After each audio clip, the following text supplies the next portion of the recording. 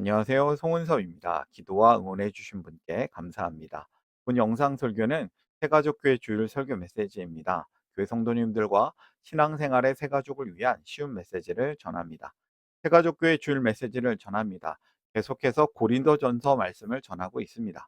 오늘은 고린도전서 5장 1절에서 13절까지의 말씀으로 설교 제목은 징계가 사랑이 될 수 있을까입니다.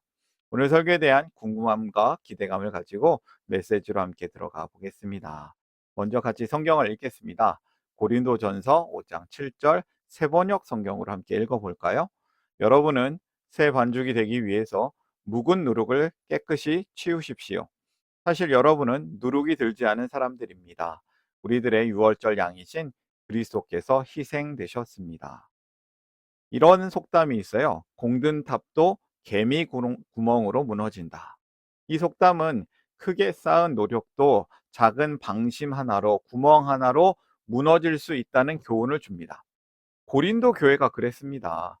외적으로는 은사가 풍성했고 열심도 있었습니다. 그러나 내부에 음행이라는 죄가 있었고 그 죄를 애통하기는커녕 자랑하기까지 했습니다. 사도 바울은 그 작은 개미 구멍, 회개하지 않은 죄가 공동체 전체를 무너뜨릴 수 있다고 경고를 합니다. 여러분은 적은 누룩이 온 반죽을 부풀게 한다는 것을 알지 못합니까? 이런 말씀을 전하고 있는 것이죠. 도대체 어떤 일이 있었고 이에 대해서 사도 바울은 무엇을 교훈하고 있는지를 오늘의 메시지로 더욱 들어가 보기를 원합니다. 네, 오늘 설교를 위해서 세 가지 질문을 준비했습니다. 쉬운 질문이며 답도 쉽습니다. 하나씩 살펴볼까요? 첫 번째 질문이에요. 교회 안에서, 고린도 교회 안에서 어떤 문제가 발생했나? 말씀을 보겠습니다. 여러분 가운데 음행이 있다는 소문이 들립니다. 자기 아버지의 아내를 데리고 사는 일까지 있다고 하니 그러한 음행은 이방 사람들 가운데서도 볼 수 없는 것입니다. 그런데도 여러분은 교만해져 잘난 체 하고 있습니다. 아버지의 아내와 동거하는 음행죄가 있었고 그것이 드러났음에도 교회가 슬퍼하기보다는 자랑까지 했다고 해요. 충격적인 소식이죠. 고린도 교회 안에서 한 사람이 아버지의 새어머니, 새아내, 즉 자기에겐 새어머니와 함께 살고 있었다는 것입니다. 이것은 성경의 율법으로도 세상 윤리로도 도저히 용납되지 않은 끔찍한 사건인 것이죠. 그런데 더 충격적인 것은 교회가 이 사실을 알고도 슬퍼하지 않았다는 겁니다. 오히려 자랑하고 있었다는 건데요. 여러분, 우리는 누군가 잘못된 길을 가고 있을 때 그냥 보고 있지는 않나요? 죄를 보고도 아무렇지 않게 여기는 마음, 그것이 더 큰 문제입니다. 죄는 공동체를 병들게 합니다. 한 사람이 새치기를 합니다. 줄을 서지 않습니다. 다른 사람들도 줄을 서지 않습니다. 온 세상이 질서가 무너지는 것이죠. 바울은 단호하게 말합니다. 그런 자를 너희 중에서 내쫓으라. 단순히 벌을 주자는 것이 아닙니다. 그 사람이 회개하고 돌아오도록 단절을 통해서 하나님 앞에 서게 하려는 것입니다. 여러분, 죄를 보면 마음이 아프신가요? 그 마음이 바로 하나님의 마음입니다. 죄를 미워하고 사람을 구하려는 마음. 우리도 그런 사랑의 마음을 품어야겠습니다. 첫 번째 교훈 메시지를 정리합니다. 죄를 미워하라. 하나님 앞에 서라. 하나님의 마음은 죄를 미워하는 마음입니다. 두 번째 질문으로 갈까요? 묵은 누룩은 무엇을 상징하나? 여러분이 자랑하는 것은 좋지 않습니다.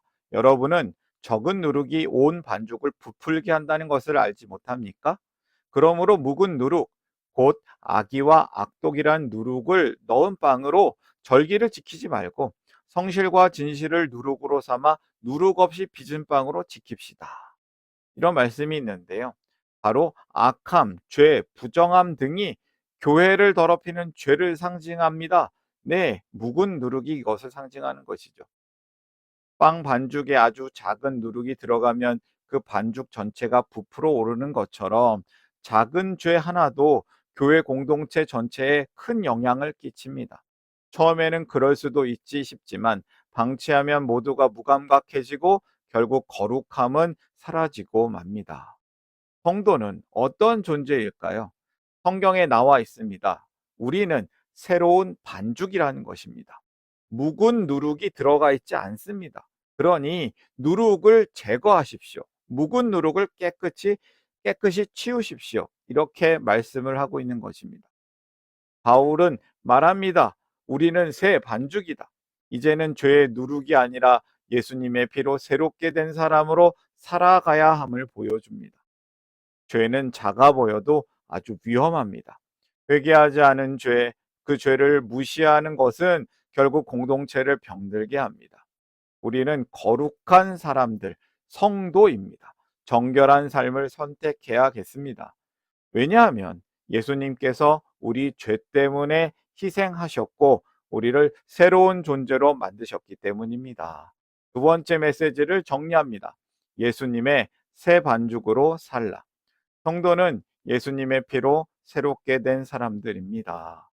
세 번째 질문으로 갈까요? 교회는 죄를 어떻게 다루어야 하나? 13절 말씀 읽겠습니다. 밖에 있는 사람들은 하나님께서 심판하실 것입니다.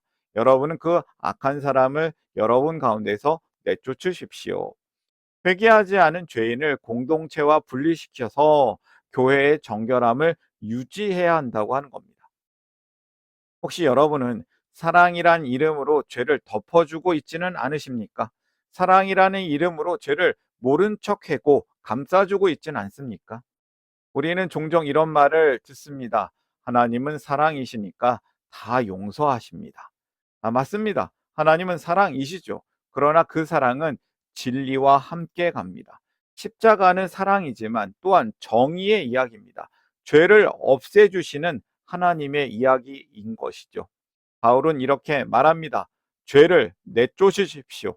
내쫓으십시오. 예, 내쫓으라. 이것은 미움이 아닙니다. 진짜 사랑은 죄를 그냥 덮어주고 넘어가는 것이 아니라 그 사람이 돌이키도록 기도하고 권면하는 것입니다. 교회 밖의 사람들을 정죄하는 것이 목적이 아니었습니다. 교회 안에 있는 우리가 거룩함을 유지하면서 진리 가운데 살아가야 세상을 향해 복음을 전할 수 있습니다. 그런데 약간 이 난해 구조를 한번 살펴보고 가고 싶습니다. 5장 5절 말씀인데요. 여러분은 그러한 자를 당장 사탄에게 넘겨주어서 그 육체는 망하게 하고 그의 영은 주님의 날에 구원을 얻게 해야 할 것입니다. 조금 어려운 말씀이에요. 다시 본문을 읽어보니까 사탄에게 넘긴다, 넘겨주라. 이거 다소 충격적인 말씀으로 들리게 됩니다. 그런데 바울의 이 의도와 문맥을 바르게 이해하면 이 구절은 사랑과 회복의 메시지임을 알 수가 있습니다. 사탄에게 넘긴다는 것은 사탄한테 보내준다라는 의미가 아닙니다. 여기서 나온 사탄은 교회 공동체 밖의 영역, 깨어진 세상, 영적인 보호를 벗어난 세상을 의미합니다. 다시 말해서 교회 공동체에서 출교하여서 모임의 바깥에 있게 하는 것을 말합니다. 그러니까 이 말의 뜻은 사탄에게 넘긴다는 말은 교회의 공동체에서 끊어서 죄인이 더 이상 하나님 백성으로서 누리던 보호와 은혜를 잠시 누리지 못하게 하고 회개의 자리로 이르게 하도록 하는 징계의 조치인 것이죠. 또 육신은 망하게 하고 이런 뜻은 단순히 이 몸이라는 뜻보다는 죄된 본성, 죄 가운데 사는 삶의 방식을 의미하는 것이죠. 그래서 이 죄의 본성은 망하게 하고 파괴하고 끝내게 하고 이런 뜻으로 얘기할 수 있습니다. 그러니까 이 말은 사람의 육체를 죽이라는 뜻이 아니라 죄의 본성을 깨뜨리고 죄의 삶을 끝내라고 하는 의도인 것이죠. 고통을 겪더라도 죄를 깨닫고 회개하도록 하는 것이 더 좋은 것입니다. 징계의 최종 목적은 구원입니다. 출교나 징계는 심판이 아니라 회복을 위한 도구이며 그 영혼이 결국 구원받게 되기를 바라는 마음에서 비롯된 것이죠. 그래서 징계는 사랑이 될 수 있습니다.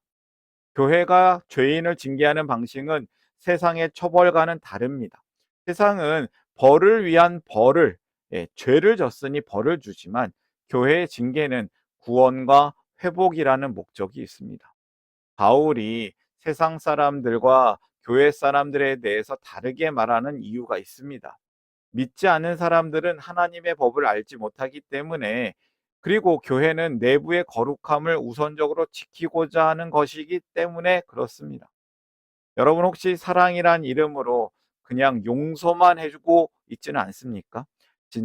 진정한 사랑은 죄를 외면하는 것이 아니라 그 영혼이 하나님께 돌아오기를 소망하는 마음입니다. 포기하지 않는 거예요.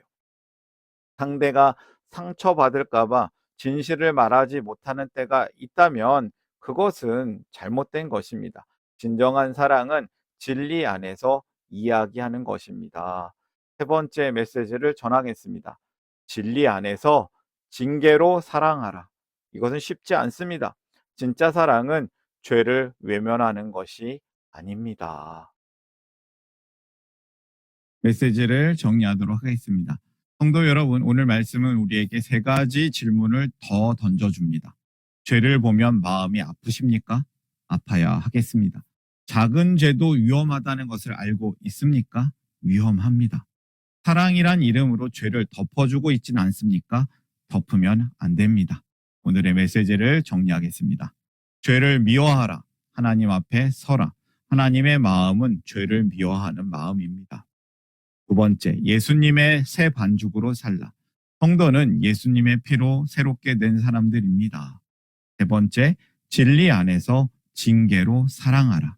쉽지는 않습니다. 진짜 사랑은 죄를 외면하는 것이 아닙니다. 오늘의 메시지를 마음에 담고 삶으로 결단하면서 함께 기도하기를 원합니다. 세 가지 기억하면서 함께 기도하겠습니다.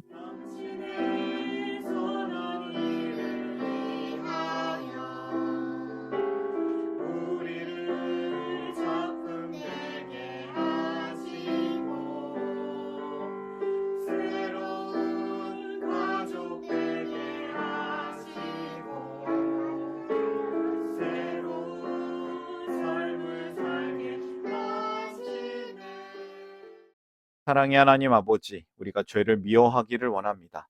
거룩하신 하나님 앞에 바로 살기를 원합니다. 예수님의 피로 사신 새로운 존재로 살기를 기도합니다. 우리 공동체가 나를 비롯하여 죄를 짓는 사람들을 진리 안에서 징계로 사랑하기를 소망합니다. 진짜 사랑으로 죄를 외면한 것이 아니라 그 영혼이 하나님께 돌아오기를 소망하며 사랑하기를 기도합니다. 우리를 거룩한 성도로 부르시고 만들어 가시는 하나님께 감사를 드리며 우리를 살리신 예수님의 이름으로 기도드립니다. 아멘.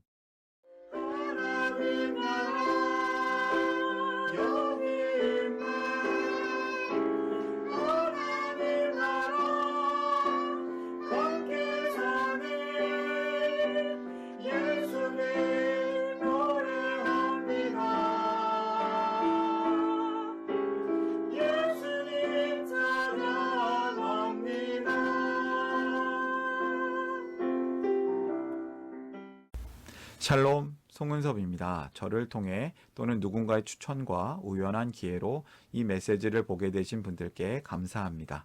모든 성도님들은 하나님 나라의 새가족이십니다. 교회를 처음 나오신 분들만 새가족이 아니라 우리 모두가 새가족입니다. 왜냐하면 우리가 하나님 나라에서 새로운 관계가 된 새로운 가족 공동체이기 때문입니다. 본 설교는 새가족교회 공동체 새가족과 후원자를 위한 메시지이며 기독교를 잠시 떠났거나 새롭게 시작하시는 분들을 위한 쉬운 메시지이기도 합니다.